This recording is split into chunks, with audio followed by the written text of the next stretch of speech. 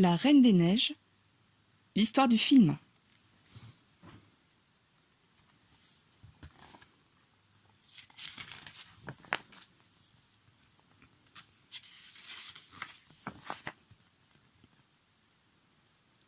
Le royaume d'Arendelle est un endroit merveilleux où les habitants vivent heureux. Personne ne se doute encore que le roi et la reine cachent un lourd secret. La plus âgée de leurs filles, Elsa, possède un pouvoir magique, aussi beau que dangereux. Elle peut geler les choses qu'elle touche et fabriquer de la neige d'un bout à l'autre de l'année. Aux yeux de sa petite sœur Anna, Elsa est une fée. Mais un soir, tandis qu'elle s'amuse gaiement, Elsa blesse accidentellement sa petite sœur. Anna s'écroule aussitôt, secouée de frissons.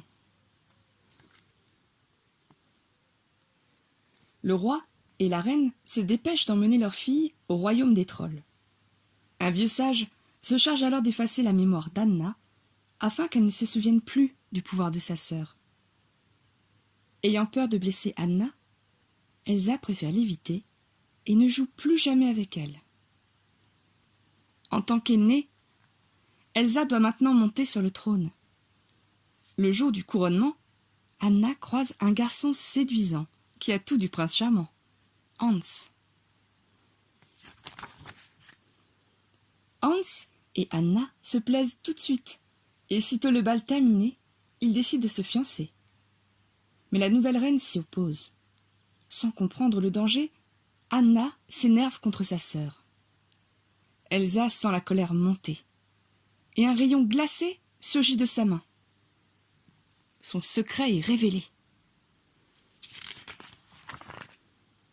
Terrifiée à l'idée de blesser quelqu'un, la reine Elsa quitte précipitamment le château, en gelant tout sur son passage. Elsa escalade une montagne et s'apaise peu à peu. Il n'y a personne aux alentours, et sa peur devient aussi légère que ces beaux tourbillons de flocons. Parvenue au sommet, la reine se fabrique un somptueux palais de glace. Ce sera chez elle désormais.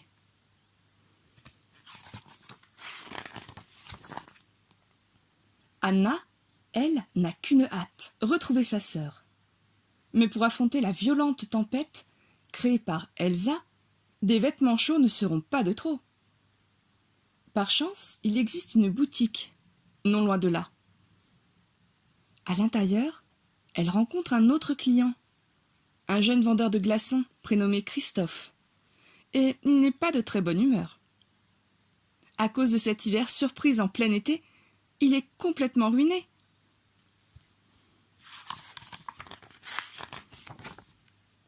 Christophe sait d'où le blizzard souffle. Alors, Anna lui propose un marché. Il doit la conduire jusqu'à la montagne, et en échange, elle lui achète tout ce dont il a besoin. Christophe et Sven, son reine, acceptent. Sur le chemin, Anna raconte tout ce qui s'est passé à Arendelle. Soudain, en avançant, ils entendent des hurlements. Des loups! Anna aide Christophe à repousser la meute, mais les loups sont si nombreux que Sven doit sauter par-dessus une crevasse. Ouf! Les amis sont sains et saufs.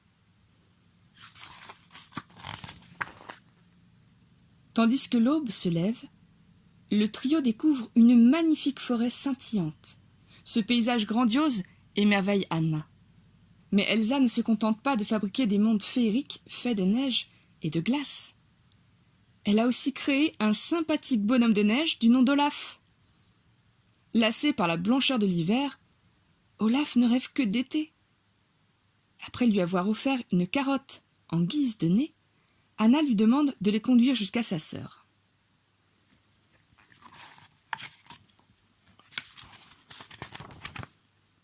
Ensemble, les amis atteignent l'extraordinaire palais de la reine. Mais Elsa ne veut pas rentrer à Arendelle. Elle pense que les gens ne pourront jamais l'accepter telle qu'elle est.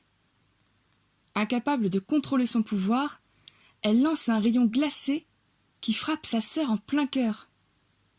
Blessée, Anna refuse toujours de s'en aller. Alors, Elsa fabrique un énorme bonhomme de neige et le géant fait fuir les visiteurs en courant. Une fois le monstre semé, Christophe conduit Anna chez les trolls.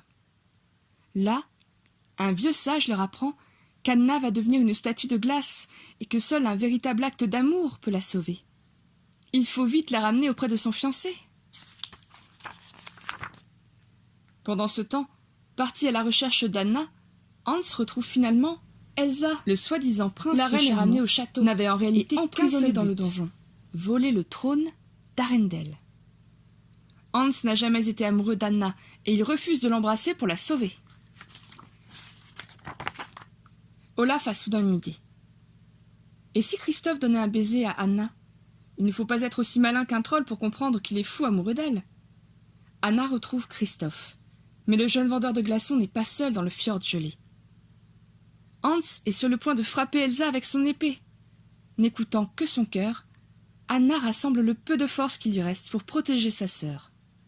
À l'instant même où elle devient une statue de glace, Hans abat son épée et la lame se brise sur le corps glacé d'Anna. En pleurs, Elsa étreint sa sœur. Elle est tellement désolée. C'est alors qu'une chose incroyable se produit. Anna retrouve son apparence. L'amour de sa sœur l'a sauvée. Avec l'affection d'Anna, Elsa peut ramener l'été. Les habitants accueillent leur reine à bras ouverts et Christophe décide de rester à Arendelle.